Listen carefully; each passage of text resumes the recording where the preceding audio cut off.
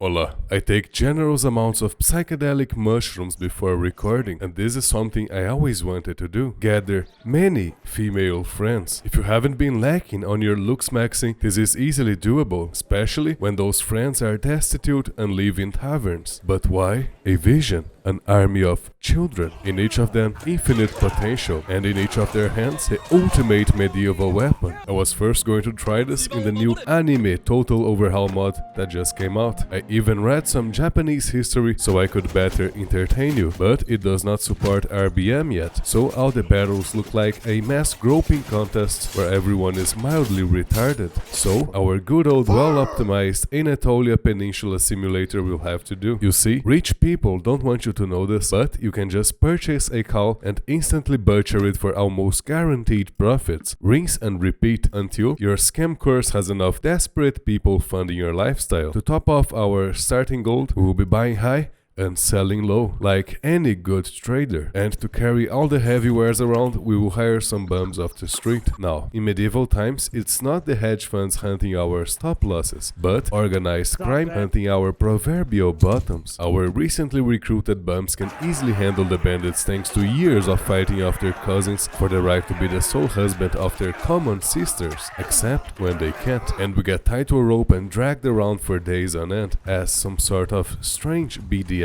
After repeating this poorly designed gameplay loop for half an hour, we have enough money to begin seducing the poor woman from the taverns. So we go town by town looking for them, but only the good looking ones. My vital juice is in high demand and I am very conservative about it. As soon as we find the first one, we immediately begin socializing, and as soon as she gives us some resemblance of consent, we give her a good tumble. Not a second of her life's purpose is wasted. By custom tailoring each answer based on who you are talking to, you can maximize this for guaranteed rapport. If you do this enough times, the woman will think you are a perfectly functional member of society, and if you look like this, she will surely bear your offspring. No questions asked. Yes, they find it appealing and intriguing proposition. Some of them are a bit skittish, but most will just get right down to business, and I am mega fertile. Hey Chud, do you want actual advice on woman that actually works? Listen very carefully. Read Ovid's Ars Amatoria and take every single word there at face value. Just trust me. My women were even going at it with each other and getting mad at me for impregnating their girl friends. But deep down, they will never be able to offer what I offer. After finding a few more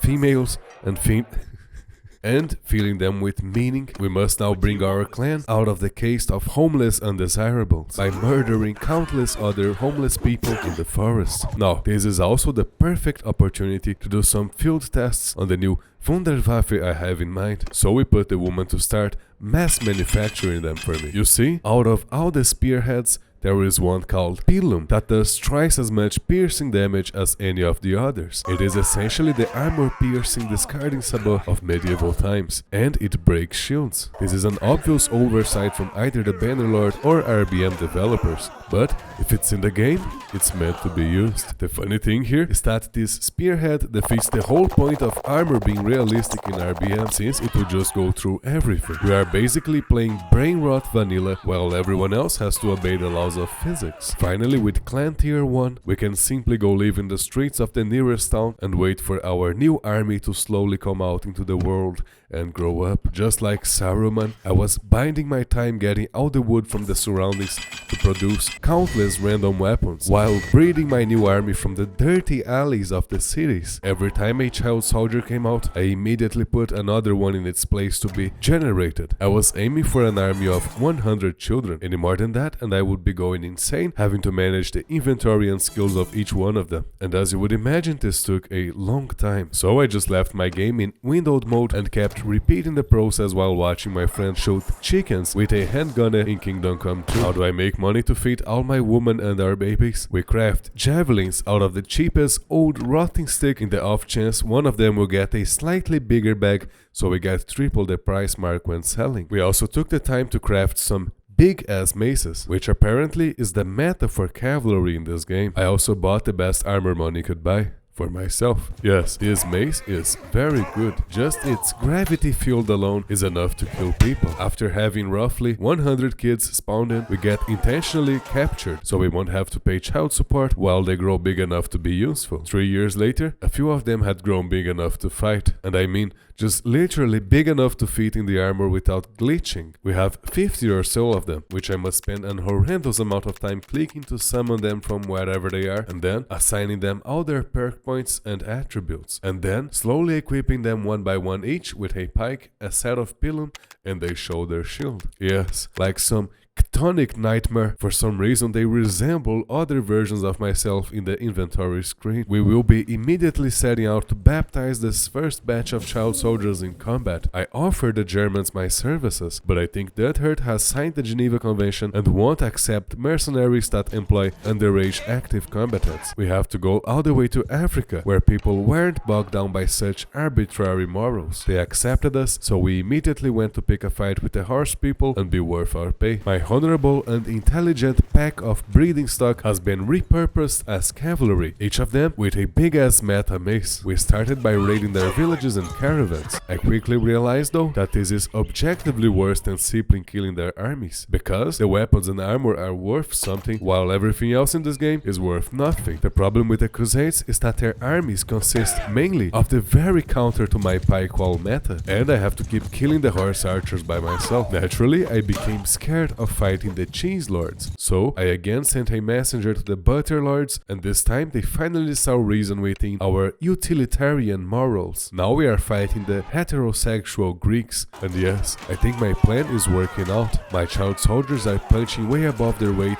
both literally and figuratively. You see, they just point the pike and shove it in their faces. This is pure brutalish efficiency and genius. As you can see, we got cornered in a village by a much bigger enemy army and even managed to repel their first wave pretty easily. When the second wave came, their cavalry simply trampled over my children. I don't know what I expected, honestly, but they somehow survived, and when the infantry arrived, it was easily mowed down. Then I had a heart attack. Without their father, the kids just scattered around, and even though they were still killing by the dozens, the enemy archers managed to pick them off one by one. Like a reverse David and Goliath, the underhanded cheaters triumphed once again. They shoved me inside a prison for a grand total of 2 days. Then I had to crawl back to Vlandia, wait for my children and side chicks to also free themselves, and manually call each of them back one by one. Since I was feeling like doing monotonous mind-numbing tasks, I also painstakingly chose each of their perks and attributes again. We are back, and now even more of my babies have grown up and joined the fray. We are somewhat over the party limit, but that doesn't matter, since my sons won't ever dare leaving me. Vlandia is at war with the pseudo-Russians now. We easily delete one party, then take part in a bigger battle, and easily dispatch of their infantry formation by doing the oldest trick in the book, the turtle phalanx flanking rotary pike to the back maneuver. I have another heart attack, but this time my children and the allies easily win the battle. Apparently, one of my offspring died in this battle. I am surprised only one died so far, really. Not a problem. I can easily fill the ranks again by having a quick go at it with my favorite concubine. In 21 in-game days, a replacement will be born, and in 300, it will be old enough. That's how years work in this game for some reason, by the way. I was taking a look at the troop trees and realized that the Vlandians had a generic pikeman with a much bigger pike than the one we are using. This naturally made me very jealous. The problem was that this new pike was not actually a pike, but a polearm. This makes no sense, but somehow the polearm category has a longer shaft and also a retarded flag that somehow makes the whole thing much bigger. I set off to torture myself learning all the polearm parts by smelting garbage in the thousands. Then made another 100 of the new larger pikes with my new child labor workforce. Then manually equipped each one of them all over again. I lose a battle shamefully and ponder the dread of having to manually call everyone back again. There is a solution though. You see, they have no legal reason to be physically violent with me if I end my mercenary contract right then and there. See?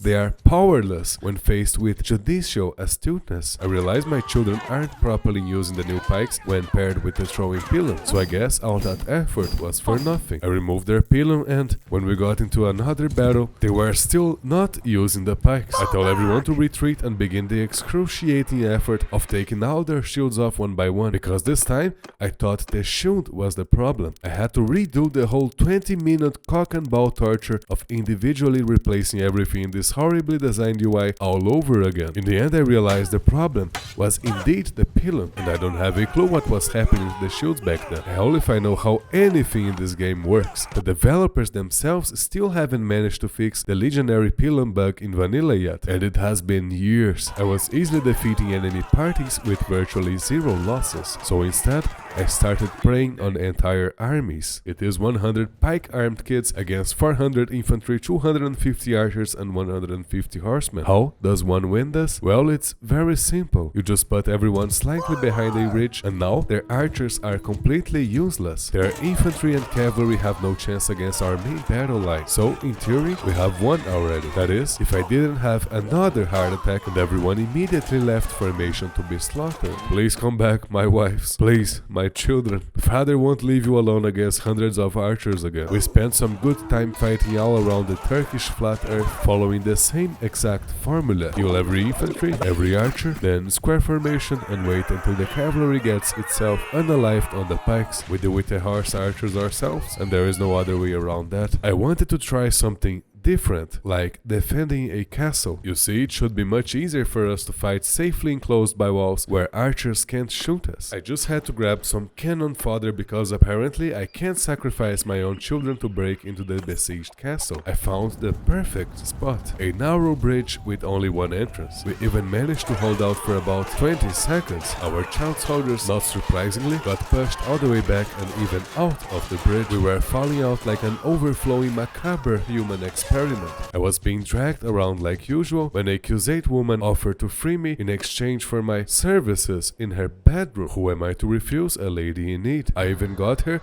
to make a new child soldier of her own. Immediately after getting released, I got attacked by some crackheads and massacre them all like the shit they are. Just the process of having to wait in a town until all of my kids find their way out of whatever dungeon they are being kept in again, except I sacrifice another hour of my life manually upgrading each of their perks one by one again, so they are optimal. Most of the gameplay was just going around looking for suitable prey, like every single Bannerlord playthrough after you get a good sized party. Because that's all there is to do in this game. I was becoming a very rich man. It's called reverse fatalism. You will also become rich. It is inevitable. I started giving my offspring the best gear we got from battles, and then exchanging the shitty gear for better armors in town. This was only doable thanks to the auto-equip mod, since I don't hate myself so much to the point of doing this manually. I found that my child soldiers go out of their way to kill enemies while in line formation, and that the shield wall formation, which doesn't work for pikes in vanilla for some reason, is simply much better, since they will have more spears per square meter and actually stay put, stabbing whoever comes in range together. The single best thing you can do in Bannerlord is immediately give up every single castle you receive as soon as you receive them. I had forgotten that and ended up with 4 castles, and didn't get the Batanian town I wanted so much. My new idea, since I couldn't have the Red Hat country, was conquering all of Azerai and then declaring my own kingdom there. So we set out to do exactly that. By now I was part of the Reich and leading full-on armies. A guy named Artobaldo apparently just came out of a certain island and was constantly requesting to marry my daughters. But all of this reminded me why this game is literally unplayable. It is the same thing over and over